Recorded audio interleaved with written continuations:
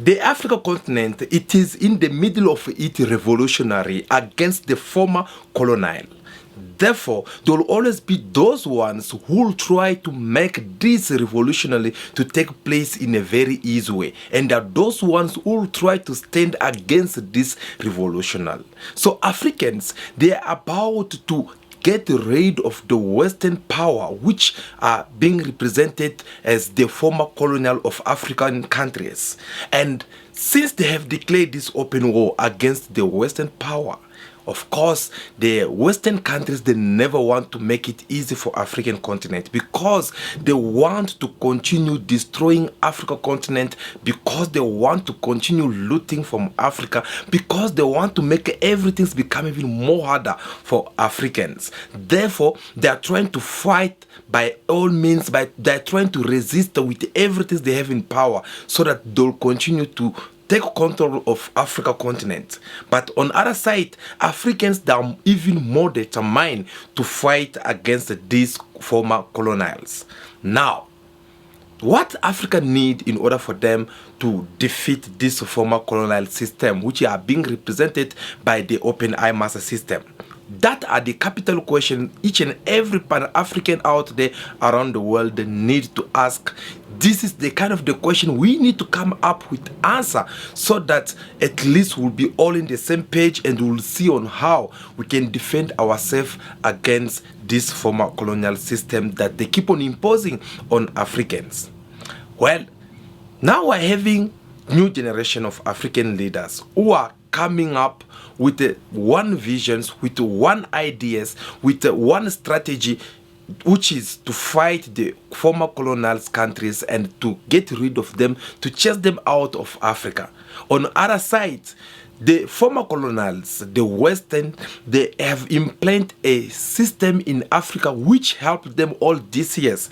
This system, it was one of the systems that facilitate things easy for them in order for them to continue looting Africa.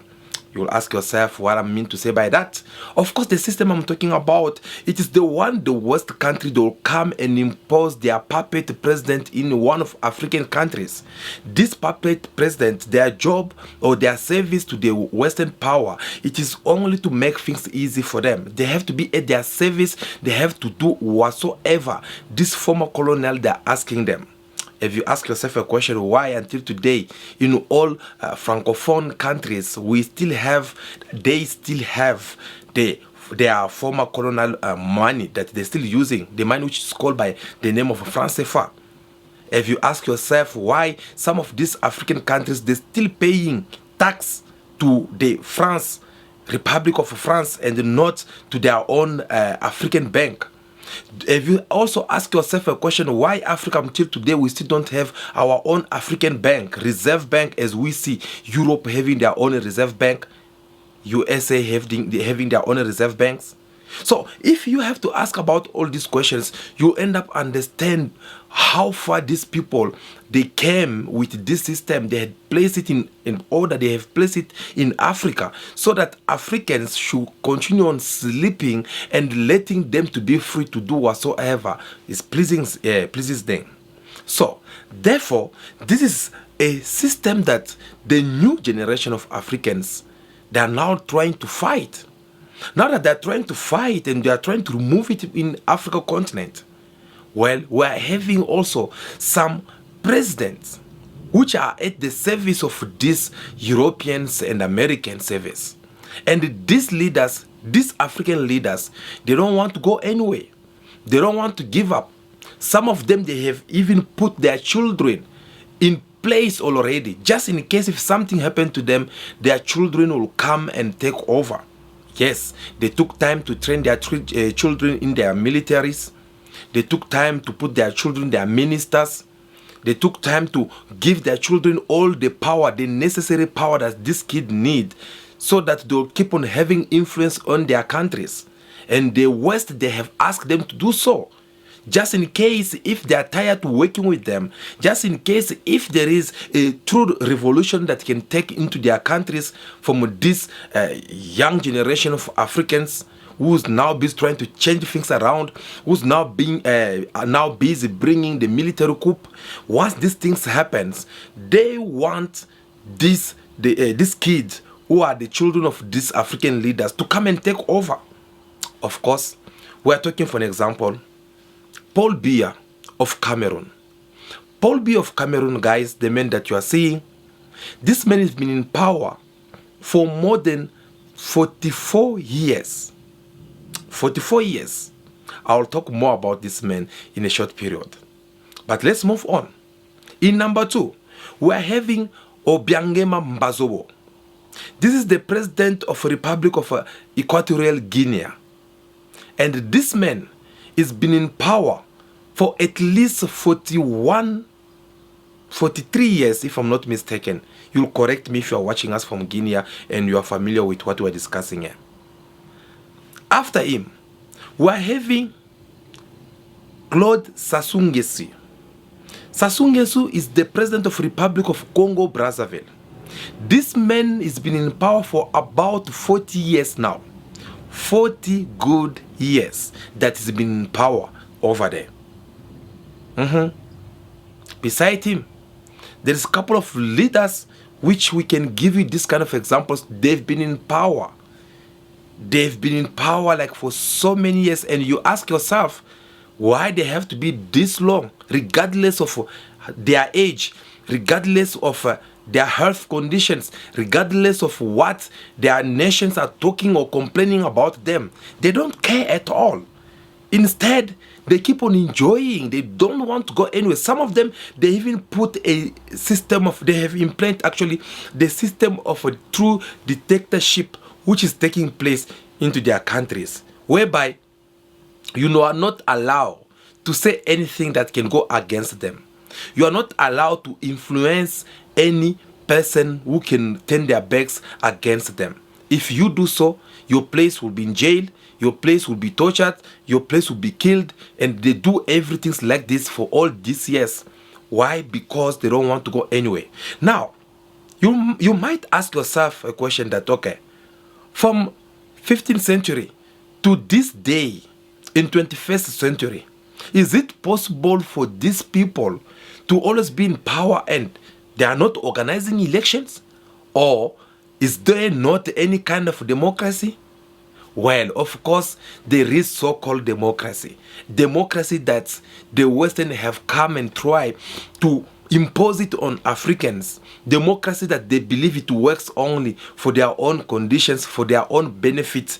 That kind of democracy is what they had imposed on Africans. They pretend to organize elections, and elections which each and every time these people they go to their elections, they always come out as the winners. They always succeed to beat whoever will come, whoever will try to challenge them from the opposition political parties. The kind of leaders that we're having in Africa. No matter what the country is saying, no matter how many times people are criticizing his ruling party or his leadership, you find out that these leaders will always come out as the winner of these elections. So this so-called democracy that the West have come and imposed on Africans, of telling Africans that no, you guys, you can go to the elections so that every time you can keep on changing your new leaders, you can put the person you love or the person that you want to see being in your country as your leader. Actually, this so-called democracy, it was just an easy way to make these people to last in power even forever. Because this so-called democracy that is supposed to be sending people to go to the elections so that we can keep on changing faces and seeing some new faces coming in power. Well, apparently, in most of these Francophone countries, that's not the case. Because this president that I mentioned here, President Paul Biya from Cameroon, has been there in power for so many years. Each and every time they organize the elections, he does not go anywhere. He always come out as the winner. The previous election that took place in Cameroon, it was all on the pure and white paper that Paul Biya did not win these elections.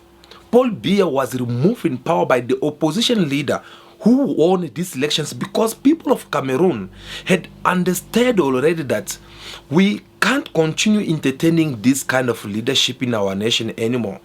It is about time we let this man go. Since no one is having the courage to organize a military coup, since no one is able to remove him in power, at least let us go to the ballot. Once we're in the ballot, we can try to eliminate him, not physically, but eliminating him through the vote. So let us, our voice be heard out there. And they did that. They vote someone else. But when it was time for them to announce this election result, we were all surprised to see Paul Biya being mentioned as the winner of these elections. And of course, some of the opposition leaders tried to organize some part, and we also how this manifestation was all destroyed because they could not protest, they could not strike, they could not do nothing, and because the man, he have everything in his power. He have the army, he have the police, he have the money, all the law enforcement that under his leadership. They listen to his words, and that is how the men keep on resisting over there. Paul Biya has ruled Cameroon for almost 40 years. He has a firm grip on the army, legislation, and judiciary. Analysts believe this could help him prepare his son to take over from him. Most of them, these African leaders that I'm talking about, some of them, they have this attitude of trying to, saying that, no, I'll only do my 2 mandates or 3 mandates. Because if you look all these countries I mentioned, some of them, their terms takes 5 to 7 years, some even 9. Because don't forget, for an example, in Rwanda, with Paul Kagame, who's been also there since 1992, until today, the man does not want to go anywhere. I was even surprised to see the previous elections that they had over there in Rwanda. Paul Kagame have to come out with something like 96%. I mean, like, even if you are Jesus Christ running into the elections, do you think that you're not going to have that stronger challenger who can come at least and grab some point from you? So obviously you can tell again here that it was a pure fraud, which these people, they were kind of like organizing because they want to remain in power forever. And these African leaders, they've been doing this every time. When they see that their mandate is about to finish, since they're still enjoying this power, which I call in other words the soup of beef, it tastes so good, and they don't want to feel like going anywhere. They don't feel like let it go. So they want to remain in power. So what they usually do, they'll even send money. We're talking about millions of US dollar or euros in the parliament. Once they send this money into their parliament, it is to corrupt each and deputy who are seated inside the parliament, so that they'll come up with this new so-called law, which will be extending their mandate, saying, for an example, whereby Paul Biya is supposed to maybe to be re-elected only 2 times. He's supposed to be having 2 terms. Then they'll make it 3 or 4. Some of them, they can even go far and say that no, as long the president is loved by people, he can still represent himself as the candidate to any election that will take place to this country. So they always want to change their constitutions each and every time, coming up with the new law which will allow them to last in power. Now, they managed to do all this for all these times, and they were walking out feeling free about it. No one was putting pressure on them because things were still working in their favor. But that moment has gone now. That moment has stopped. Because this new generation of Africans, this new military government that we are seeing now all over Africa continent, whether it is in Chad, whether it is in Mali, whether it is in Burkina Faso, whether it is in Gabon, whether it is all these military groups that you are seeing who are now taking power through the military coup, well, they have come up with one language. They have understood that Africa, we are holding ourselves. Africa, we are blocking ourselves for our own development. Because whenever Africa is about to fly and start shining on top of the mountain, start developing and becoming a big nation, that the world can even feel more proud of, we end up realizing that we are having some enemy within ourselves. We are having some African leaders who are enemy to our progress. These African leaders, they prefer to be there with their family, living luxury life, sending their children overseas, buying house wherever they feel like buying house, beautiful home around the world, and they don't care about the food, about the rest of their people. So these military governments, they were like, no, look, every time we did a military coup, and then it happened that we do some transactions, and the next things we give back power back to the civilians. The civilians, they are so easy to be corrupted by the West. The civilian politicians, they are so easy to follow into the trap of France and Belgium, United States, United Kingdom. They are so easy to be corrupt. And if you always watch me time to time, you'll agree with me. I think I have said this a couple of times, saying that the easy way the West, they're having to come into Africa and do all this nonsense they've been doing all these years is because our leaders, they're so weak. They don't have that. They're not strong to resist against all the offers that this Western power or these Western countries can present to them.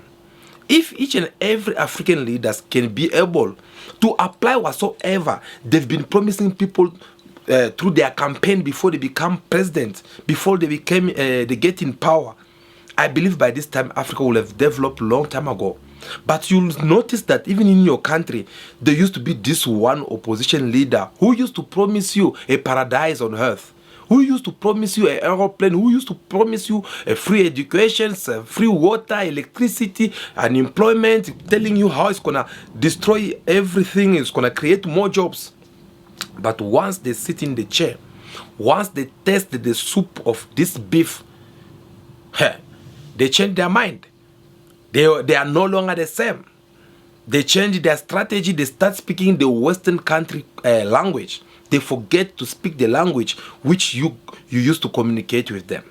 So this new generation of African leaders, which we are talking about here, it is all coming up in power, all thanks to the military coup. This military government, they have understand that we don't need to trust civilian politicians anymore.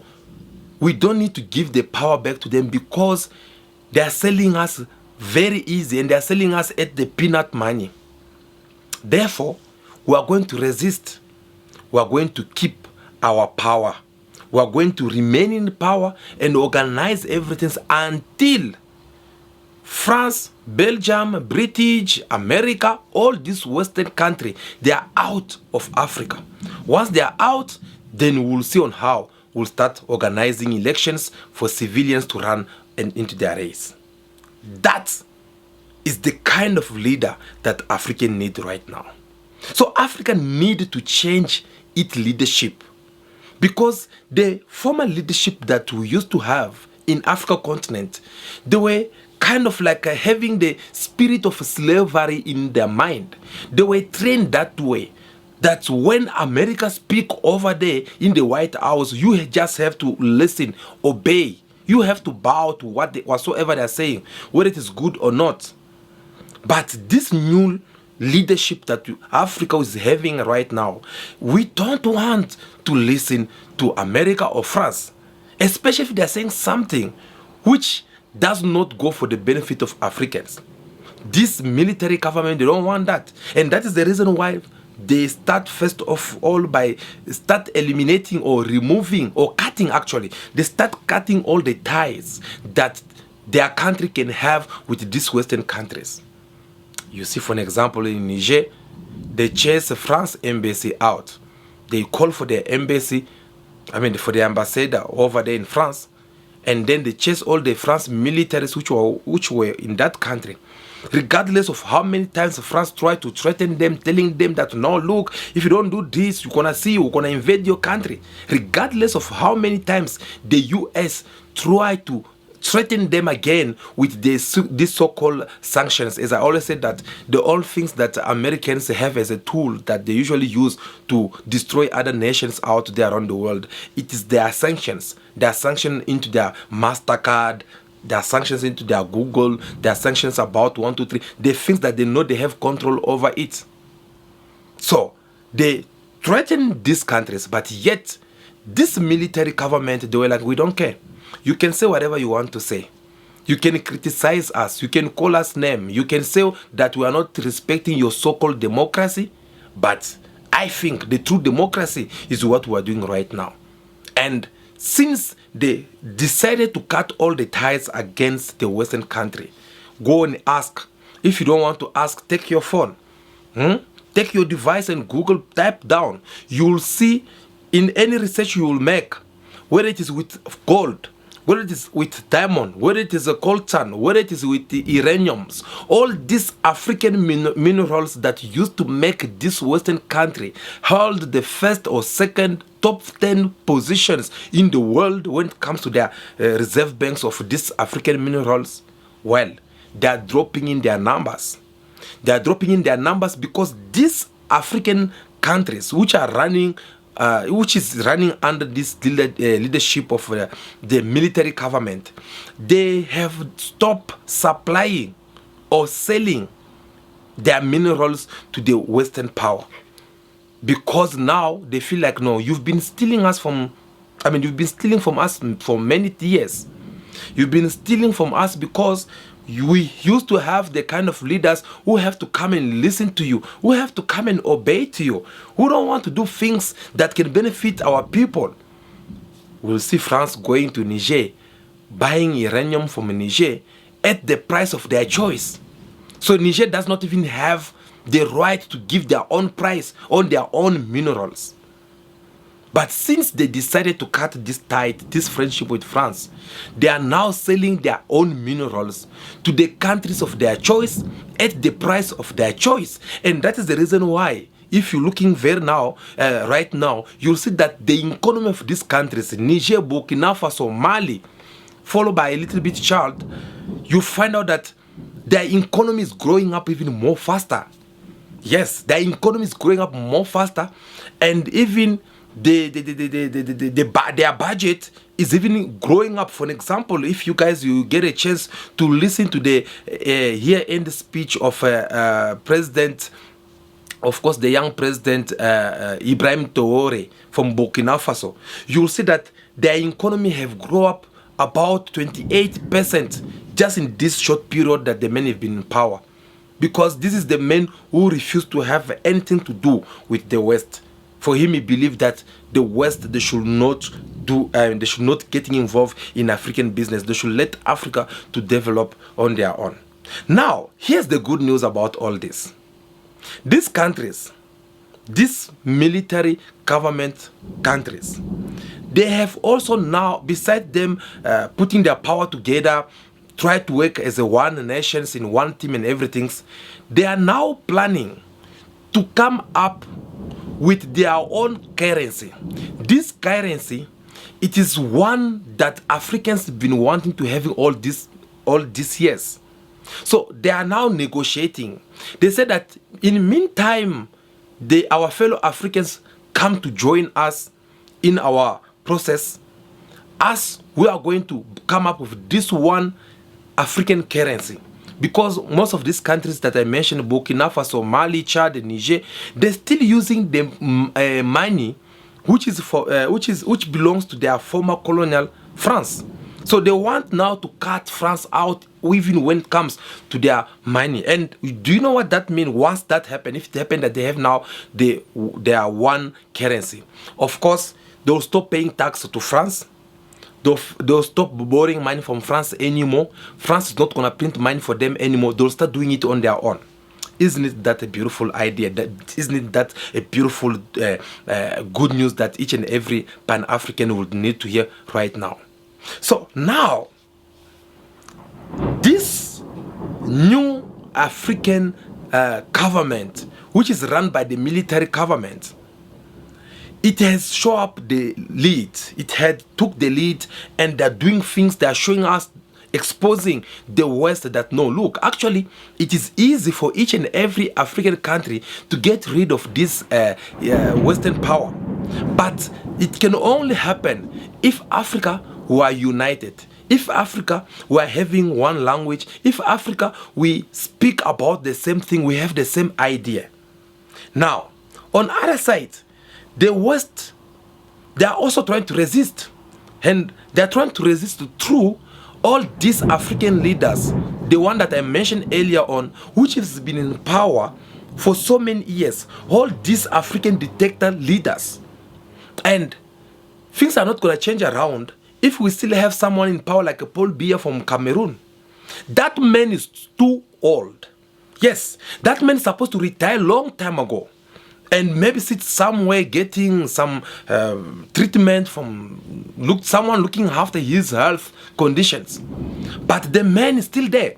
This man, do you still remember the video which I play of him trying to give a speech that he can't even remember because he could not even remember where he was. So he was busy asking his protocol to tell him where he was. President of Cameroon, so he is making his way up here right now. So thank you.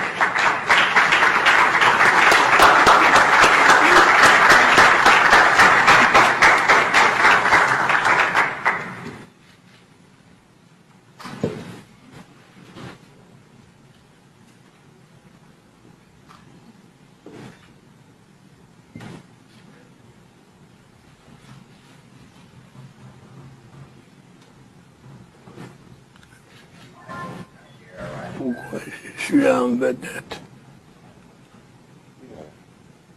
Ici.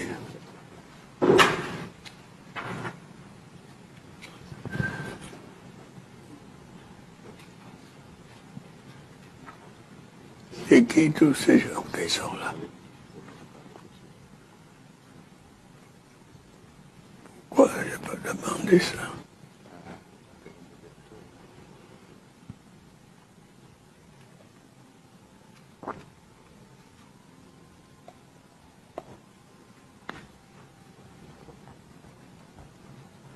Est-ce qu'il y a des gens importants là?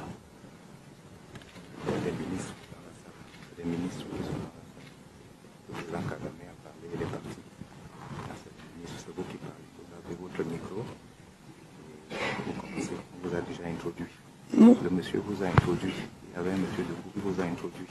Je dois parler maintenant.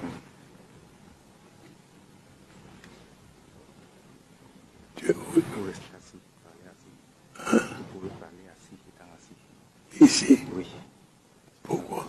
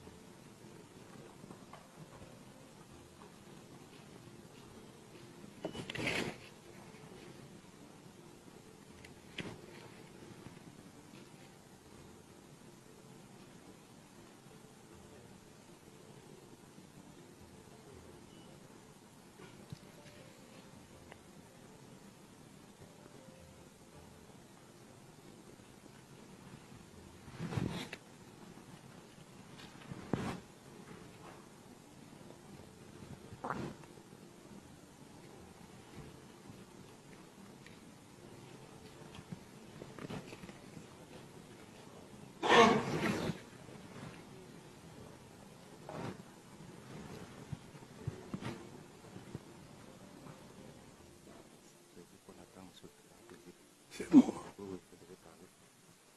Il n'y a personne pour conduire les travaux.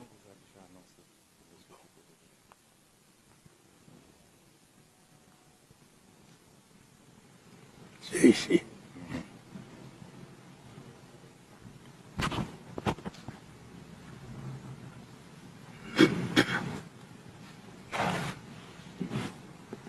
Besides that, we're having Obiangema from Obiangema Bazobo from Guinea, Equatorial Guinea.